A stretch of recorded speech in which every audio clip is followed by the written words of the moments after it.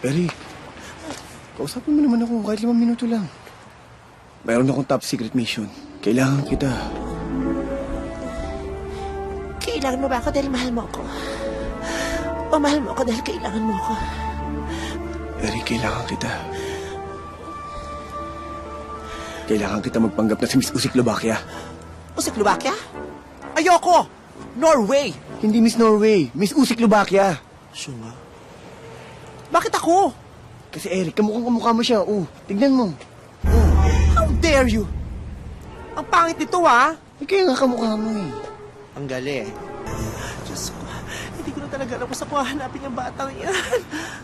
Nay, Ano? pansita, no? Tsaka na yung gutom mo, anak, Hindi po hinahanap. kasi baka nandiyan Tsaka na, tiisin mo muna. Nay, paborito po kasi ni Nakikisabay pa naman Jumbo. Pansit, Isa pa to, timawa ka. Di ba bakit nyo muna hanapin nyo? Eh kasi baka may birthday dyan. Eh, ano ngayon kung may birthday? Happy birthday to you. Happy birthday to you. Happy birthday, happy birthday, happy birthday to you. Yung pa hanapin nyo. Faster! Ay, nasa na? Yung bata kasi. Kailangan makita natin. Tama na. Jumbo. Nay, si Jumbo! Jumbo! Hirap na kami kahanap sa'yo eh. Ba't ka pa kasi umalis ng bahay na hindi nagpapaalam? May lumalayas ba na nagpapaalam? Nagugutom ako eh. Pero sa pagkakataon to, magpaalam ka naman. Kahit pala sa direktor magsabi ka para alam ko sa nilalagay yung camera, kanina pa kami hanap ng hanap ah. Nahihili na. Oh, Jumbo! Ano nangyayari? Jumbo! Ano nangyayari? Jumbo! Jumbo! Jumbo! Jumbo! Ate! Ano? Jimbo yan! Uy! Jumbo! Jimbo! Dok, kamusta ho yung pamangking ko? His right eye has a very rare case of retinitis pigmentosa. Ay, sus, Panginoon ko! Ano ho yun? Ba't kailangan ibintosa? Retinitis pigmentosa. It's a rare eye disease. He may start to experience night blindness. Pero, in his case, we can't be sure just yet. We need to conduct a series of tests para we can be sure kung ano ba talaga ang diagnosis sa kanya.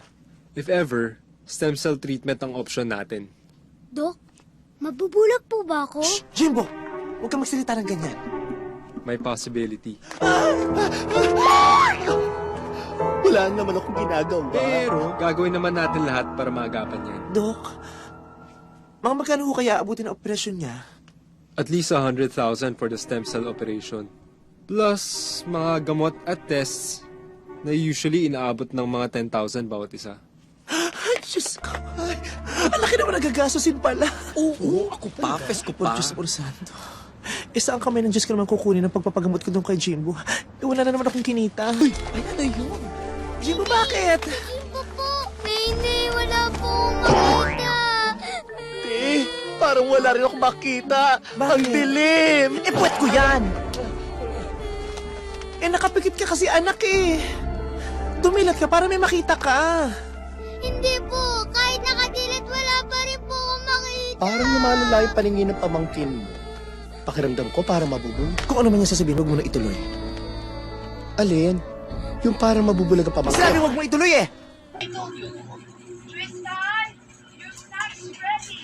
Naku, mabibili ka na niya sa 5-year-old mo. Ay, nandito na po yung pangalan. Oh, tama-tama ang aga na tuwi mo ah. Oh, anak ka na anak, maupo ka na. Sasabog sa mga na ako. Una. Oh, anong update sa trabaho mo? Nakapugla pa, kaya bago ako siya. Nakakapagod niya lang ho, pero kakayanin naman. Oo, alam ko na yung bagong assignment mo. Kinausap ko na si Ben kanina, yung chief mo. Para yun lang, napagod ka na? Eh, nung panahon ko, kahit 5 assignment ay bigay sa akin, napututukan ko lahat yun. Tristan!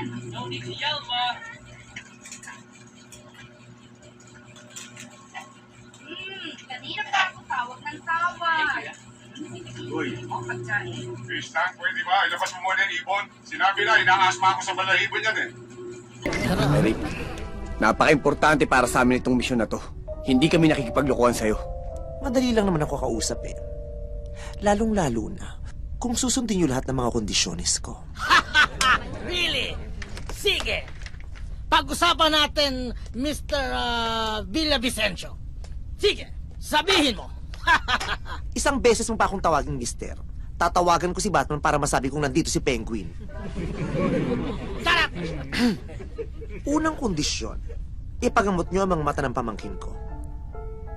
At hanapin niyo rin ang nawawala kong kapatid na si Edith. Okay, deal. Pangalawang kondisyon, kailangan may regular na supply ng grocery sa bahay namin para sigurado naman ako may makakain ng mga pamangkin ko. Deal, deal. Deal, deal. Tristan, lubayan mo na si I Abby. cannot lubayan! I love Abby. I don't care if she's the sister of your friend. Ang kaso, Why can't you understand me? I'm your brother. bahala ka sa buhay mo. Hey, Kuya! Ever since Mom and I came back, you never talk to me. Because I'm just your half-brother? Why do you hate me? Tell me! Tell me! Tristan! Anong sinasabi mo? Alam mo kung ba't di kita pinapansin? Dahil English ka na English, hindi kita maintindihan. Huh? Really? Buhayan ka na naman, English ka na naman na English. I'm sorry. Pasensya na, Kuya. Pasensya na rin. Sige. Sisikapin kong magsalita sa Tagalog. For Abby, for you, for me, the entire human race.